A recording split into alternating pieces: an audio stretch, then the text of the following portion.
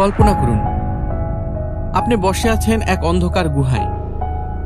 চারদিকে শুধুই নীরবতা আর অনিশ্চয়তা। না আছে আলো, না আছে আগুন, না আছে চাকা আর না আছে চিকিৎসা। মানুষ তখন শুধু প্রকৃতির দয়া এবং ভয়াবহতার উপর নির্ভরশীল ছিল।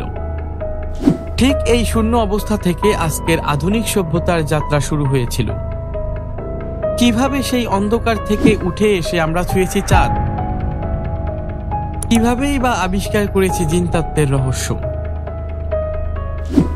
চলুন আজকের ভিডিওতে ঘুরে আসি বিজ্ঞানের অভাবনীয় বিবর্তনের এক অবিশ্বাস্য সফরে।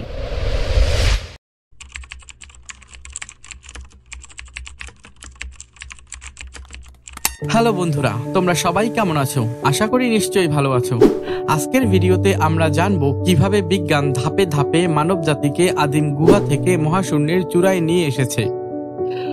প্রতিটি যুগের বৈজ্ঞানিক বিপ্লব, আবিষ্কার আর যুগান্তকারী চিন্তার গল্প আজ তোমাদের শোনাবো। তো বন্ধুরা, দেরি না করে চলুন শুরু করি বিজ্ঞানের এই বিস্ময়কর ইতিহাস। প্রাচীন যুগের সূচনা। প্রথম বিজ্ঞানের জন্ম। প্রথম মানুষেরা যখন পাথর ঘষে আগুন তৈরি করলো, তখনই শুরু হলো বিজ্ঞানের প্রথম ধাপ, পর্যবেক্ষণ ও প্রয়োগ। তারপর আসলো চাকা, কৃষি, পশুপালন। প্রথম সভ্যতার সূচনা ঘটল মেসোপটেমিয়া, মিশর, সিন্ধু আর চীনের নদী অববাহিকায়।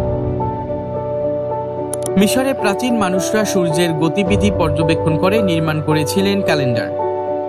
তারা নিখুঁত পরিমাপে বানিয়েছিলেন বিশাল পিরামিড, যেখানে গণিত ও জ্যোতির্বিজ্ঞানের অবিশ্বাস্য দক্ষতার প্রমাণ মেলে।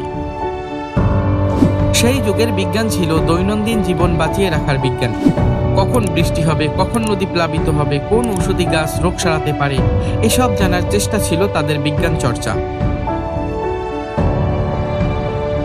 গ্রিক যুগের আলোর ঝলকানি বিজ্ঞান প্রশ্নের জন্ম দেয়।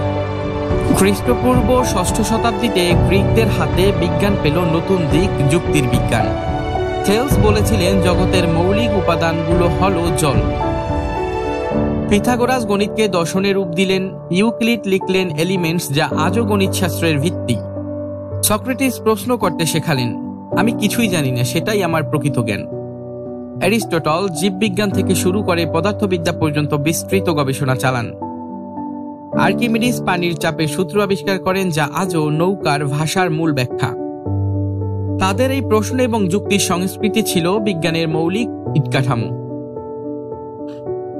মধ্যযুগের নীরব বিপ্লব, ইসলামী স্বর্ণযুগ ও লুকানো অগ্রগতি।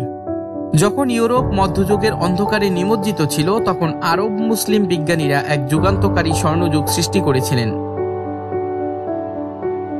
আল খাওয়ারিজমি গাণিতিক সূত্র তৈরি করেন, যার নাম থেকেই এসেছে অ্যালগরিদম। ইবনে সিনা কানুন ফি আল তিব লিখে চিকিৎসা শাস্ত্রের মূল ভিত্তি স্থাপন করেন। আল হাজেন ইবনে আল হাইদেম আধুনিক অপটিক্স বা আলোক বিজ্ঞানের জনক। আল বারুনি ভূগোল ও জ্যোতির্বিজ্ঞান নিয়ে গবেষণা করেন, যেগুলো পরবর্তীতে ইউরোপের নবজাগরণে গুরুত্বপূর্ণ ভূমিকা রাখে। পুনর্জাগরণ ও বৈজ্ঞানিক বিপ্লব, যুক্তি ও প্রমাণের অভ্যুত্থান। ১৫ ও ১৬ শতকে ইউরোপে শুরু হয় রেনেসাঁস তথা পুনর্জাগরণের যুগ। মানুষ আবার প্রশ্ন করতে শিখল, কেন, কিভাবে? কোপার্নিকাস বললেন, পৃথিবী নয়, সূর্যই কেন্দ্র। গ্যালিলিও গ্যালিলি টেলিস্কোপ দিয়ে মহাকাশ দেখালেন। কেপলার গ্রহের গতি নিয়ে সূত্র দিলেন। আইজ্যাক নিউটন নিজের বিখ্যাত প্রিন্সিপিয়া ম্যাথমেটিকিয়া গ্রন্থে প্রকাশ করলেন মহাকাশের সূত্র ও মেকানিক্সের ভিত্তি। এরা সবাই প্রমাণ দেখিয়ে কথা বলতেন, অনুমান নয়, পরীক্ষা করে। এই যুগ থেকে শুরু হলো আধুনিক বৈজ্ঞানিক পদ্ধতির জন্ম, তথা অবজারভেশন, হাইপোথিসিস, এক্সপেরিমেন্টেশন এবং কনক্লুশন। শিল্প বিপ্লব ও আধুনিক বিজ্ঞানের অভ্যুদয়। 18 শতকের শেষ দিকে ও 19 শতকে এলো শিল্প বিপ্লব। বাষ্প ইঞ্জিন আবিষ্কার হলো, কারখানা গড়ে উঠল, দ্রুতগামী ট্রেন ছুটল। জেমস ওয়াট বাষ্প ইঞ্জিন উন্নত করলেন। মাইকেল ফ্যারাডে বিদ্যুতের আবিষ্কার নিয়ে আমাদের আলোয় ফিরিয়ে আনলেন।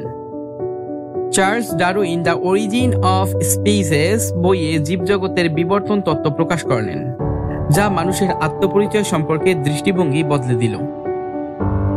বিংশ শতাব্দী, আপেক্ষিকতা, কোয়ান্টাম, মহাকাশ এবং জেনেটিক বিপ্লব। বিংশ শতকের শুরুতেই এলো সবচেয়ে বড় বৈজ্ঞানিক বিপ্লব। অ্যালবার্ট আইনস্টাইন আপেক্ষিকতার সূত্র দিয়ে দেখালেন স্থান ও সময় আপেক্ষিক। Max Planck Nils bore quantum মেকানিক্সের দরজা খুলে দিলেন, যেখানে কণিকারা আচরণ করে অভাবনীয়ভাবে। ওয়াটসন এবং ক্রিক আবিষ্কার করলেন ডিএনএ এর গঠন, জীবনের কোড। নাসা 1969 সালে পাঠালো মানবজাতিকে চাঁদে। One small step for a man, one giant লেপ ফর ম্যানকাইন্ড। বর্তমান যুগ, কৃত্রিম বুদ্ধিমত্তা ও অদ্ভুত ভবিষ্যৎ। এখন আমরা দাঁড়িয়ে আছি চতুর্থ শিল্প বিপ্লবের মুখে। কৃত্রিম বুদ্ধিমত্তা তথা এআই মানুষের সিদ্ধান্ত নেওয়ার সক্ষমতাকে চ্যালেঞ্জ করছে। জেনেটিক ইঞ্জিনিয়ারিং মানুষকে রোগ প্রতিরোধে অদ্ভুত সম্ভাবনা দিচ্ছে। কোয়ান্টাম কম্পিউটার ভবিষ্যতের সমস্ত কম্পিউটিং ধারণাকেই পাল্টে দিতে চলেছে। এবং মহাকাশযান প্রস্তুত হচ্ছে মঙ্গল গ্রহে মানব বসতি স্থাপনের জন্য। বিজ্ঞান আর শুধুই প্রশ্নের উত্তর দিচ্ছে না, এখন বিজ্ঞান নতুন প্রশ্ন তৈরি করছে।